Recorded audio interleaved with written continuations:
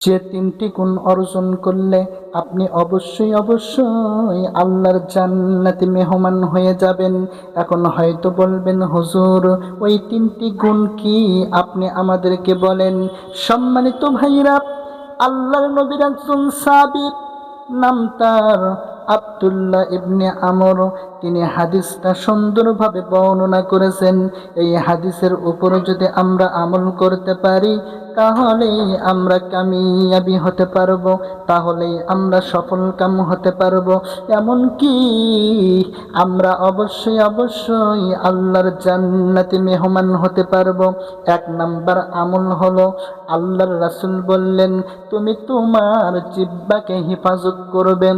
এখন হয়তো বলবেন, হুজুর কিভাবে জিহ্বা হেফাজত করব?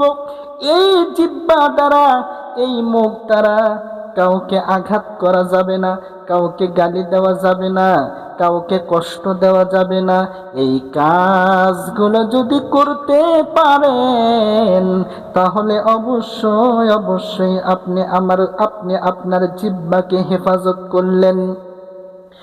এই জিহ্বাকে হেফাজত করার বিনিময় আল্লাহ পাক রব্বুল আলামিনের জান্নাতি মেহমান হয়ে গেলেন।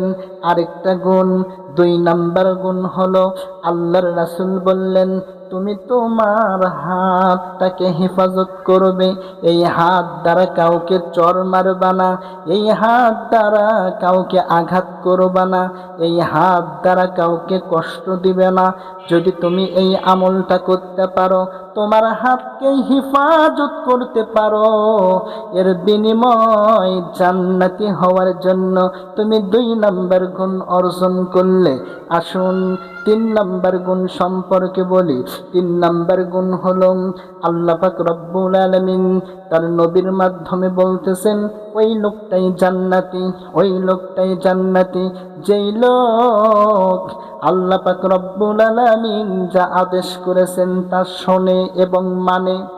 আল্লাহ পাক রব্বুল আলামিন এই পৃথিবীর জমিনে যা কিছু নিষেধ করেছেন সবগুলি ওই লোক মেনে চলে। আল্লাহর রাসূল বললেন, এই 3 নাম্বার গুণ অর্জন করার কারণে ওই লোকটা জান্নাতি হয়ে গেল।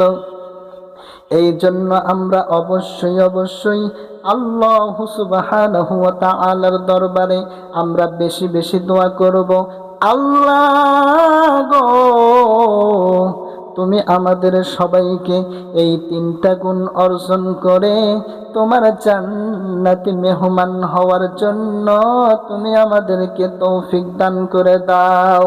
আমরা যেন এই 3টা গুণ অর্জন করে তোমার জান্নাতে প্রবেশ করতে পারি।